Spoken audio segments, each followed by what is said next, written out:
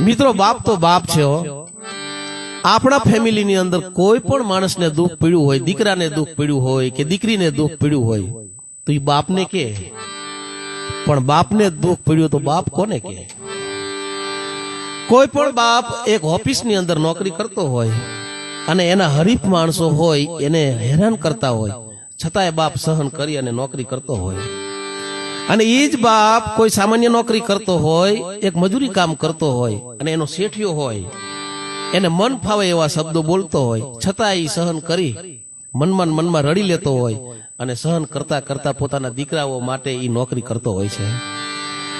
અને દીકરા દીકરીઓને ભણાવતા ભણાવતા એક બાપ દેણાની અંદર આવી જાય અને દેણાની અંદર આવ્યા પછી લેણદારો એને ધમકી આપે, અપશબ્દો બોલે, મન ફાવે એવા શબ્દો કહેતા હોય, છતાંય રડતો રડતો બાપ ઘરે જ્યારે આવે ને, ખરેખર મેં જોયું છે હો, કાળજે કટાર વાગી હોય એટલું માથે દુઃખ હોય, પણ ઘરે આવી અને દીકરા દીકરીઓને ખોળાની અંદર બેહારી અને એક બાપ ખોટે ખોટો હસતો એવો રૂડો લાગતો હોય છે।